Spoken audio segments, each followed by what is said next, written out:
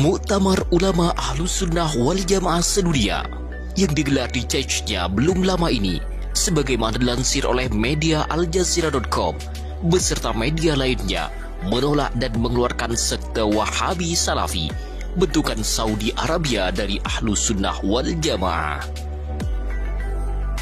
Sebagaimana diketahui bahwa Muktamar Akbar itu dihadiri oleh ulama-ulama besar Ahlus Sunnah wal Jamaah, di antaranya Syekhul Azhar Dr. Ahmad Thayyib, ulama Yaman Habib Umar bin Hafiz, Mufti Mesir Syekh Syauqi Alam, Habib Ali Al-Jufri, Syekh Usama Al-Azhari, serta mantan mufti besar Syekh Ali Jum'ah, dan lebih dari 200 ulama Ahlus Sunnah sedunia.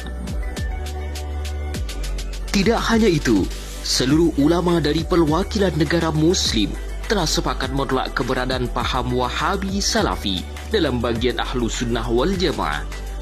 Di antara salah satu kutipan dari 11 rekomendasi yang dikeluarkan Muktamar menyebutkan bahwa Muslim Ahlus Sunnah adalah mazhab Asy'ariyah dan Maturidiyah, serta mengeluarkan sekte Wahabi dari kelompok Islam Sunni. Bahkan Syekhul Azhar menyebutkan kelompok takfiri Wahabi telah menyebarkan berbagai penyakit dan cacat moral serta kebebasan yang kacau dalam menguasai Timur Tengah. Kelompok-kelompok takfiri melakukan tindakan tercela yang tidak ada kaitannya dengan Ahlus Sunnah wal Jamaah, tandasnya. Lebih lanjut, Wahabi Salafi menisbatkan dirinya kepada Sunnah untuk menyebarkan kedengkian dan kebencian.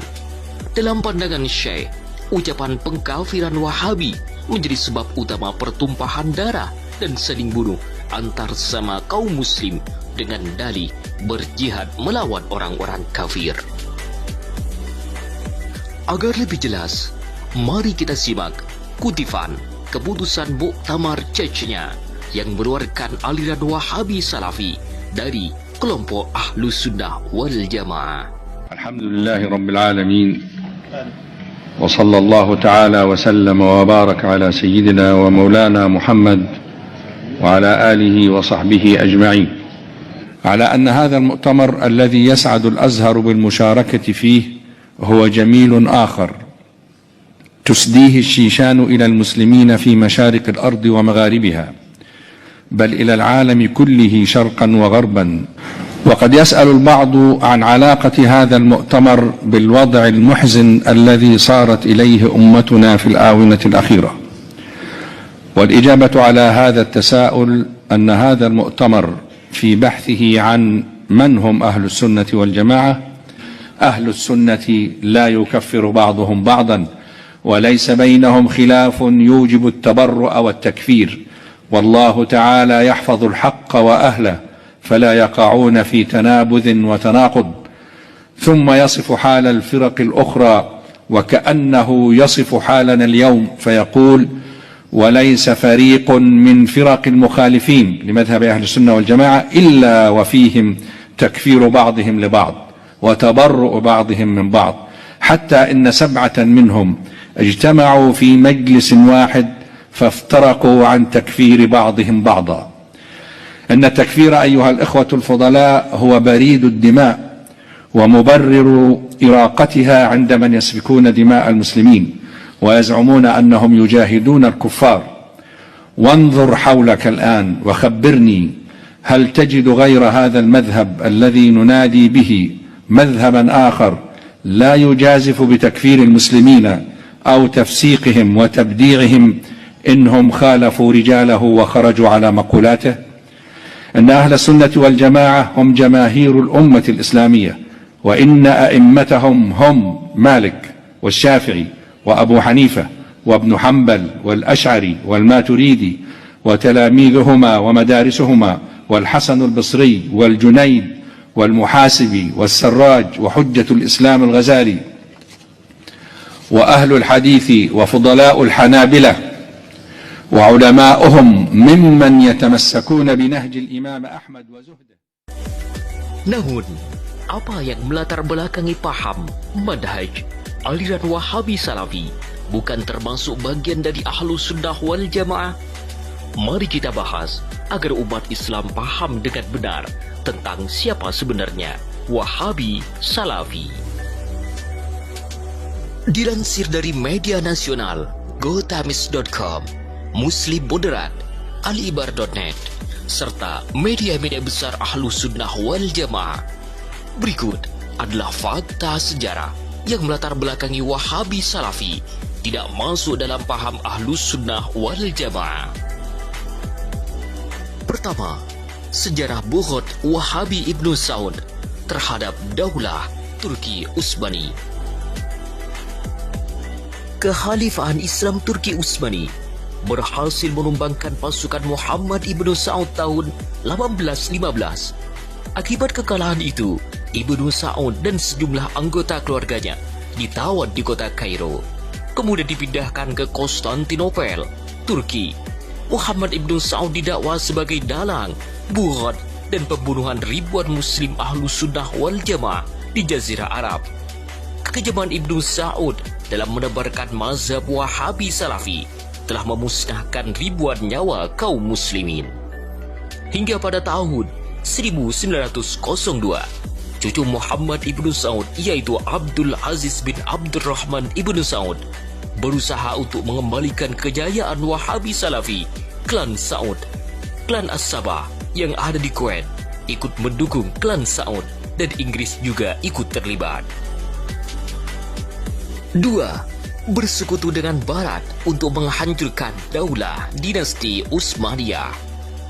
Wakil kerajaan Inggris, Percy Clark, membuat taktik dengan klan Saud melalui pimpinan Wahabi tanggal 13 Juni 1913. Dalam isi perjanjian yang terdokumentasi itu, seorang pemimpin Wahabi mengatakan, "Dan dengan melihat perasaan cintaku kepada kalian, aku sangat berharap hubunganku dengan kalian seperti hubungan-hubungan yang telah lama terjalin antara kalian dengan para leluhurku.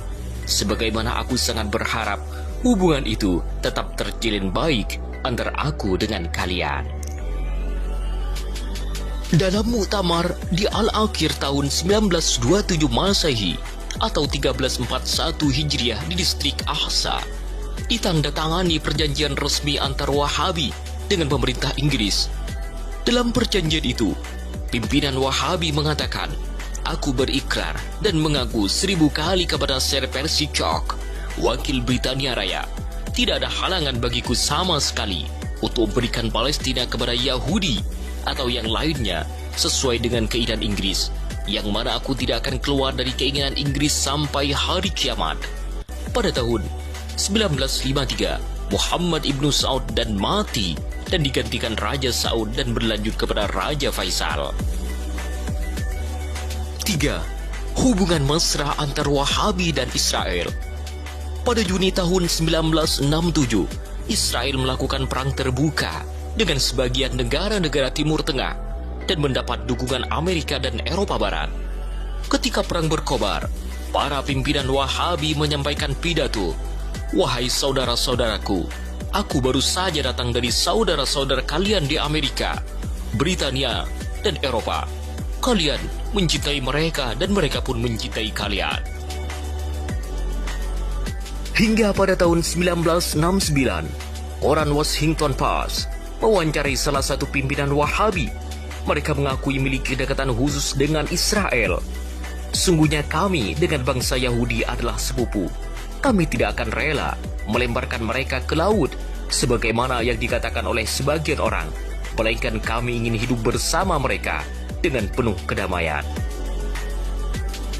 Pakar sejarah Wahabiyah telah menemukan bukti bahwa untuk memurnikan tauhid Wahabi, diciptakanlah jargon-jargon dan propaganda kepada kaum muslimin atas perintah kerajaan Inggris. Jargon yang dibuat bersifat indoktrinisasi, itu muslim Ahlus Sunnah wal Jamaah harus dipaksa menjadi boneka-boneka perang mereka dan dipaksa untuk menerima paham Wahabi Salafi. Untuk mendukung misi tauhid Wahabi Salafi ini, Inggris dan beberapa negara Eropa, Yahudi mengirimkan berbagai keperluan operasional, logistik, tentara bayaran dan instruktur-instruktur tentara militer untuk mendukung gerakan Wahabi yang dimotori oleh Muhammad ibnu Sa'ud dan Muhammad ibnu Abdul Wahhab yang melakukan pemberontakan terhadap Khalifah Turki yang sah. Tujuan mereka ialah untuk mengadu domba umat muslim dengan menebarkan mazhab Wahabi yang menurut mereka paling benar. Selain itu, mereka juga berniat mendirikan Haikal Sulaiman di tanah Al-Haramain. Namun gerakan mereka tertangkap basah oleh Khalifah Turki Ottoman. Tetapi mereka yang tertangkap membantah bila dituduh ingin merebut khilafah Turki Ottoman dan menebarkan mazhab Wahabi Salafi. Bantahan mereka disertai dengan penyebaran fitnah keji terhadap Khalifah Turki Utsmani. Mereka mengatakan, kami memberontak karena Khalifah Turki Utsmani korup, banyak bermaksiat, yang terjadi negara sudah tidak stabil. Banyak ucapan fitnah lainnya yang mereka buat untuk menghalkan cara-cara yang tidak sesuai dengan ajaran Islam dan melanggar kewajiban yang diperintahkan oleh Allah Subhanahu wa Ta'ala. Itulah sedikit fakta sejarah yang dikutip dari media-media terkenal yang menjadikan alasan kuat kenapa paham Wahabi Salafi sangat layak untuk dijauhi dan ditinggalkan. Semoga dengan dikeluarkannya fatwa dari ulama dunia ini, umat Islam tahu bahwa aliran, paham, manhaj Wahabi Salafi adalah bagian dari aliran sesat dan menyesatkan yang hukumnya wajib untuk dijauhi. Semoga tayangan ini bermanfaat kepada seluruh umat Islam Indonesia.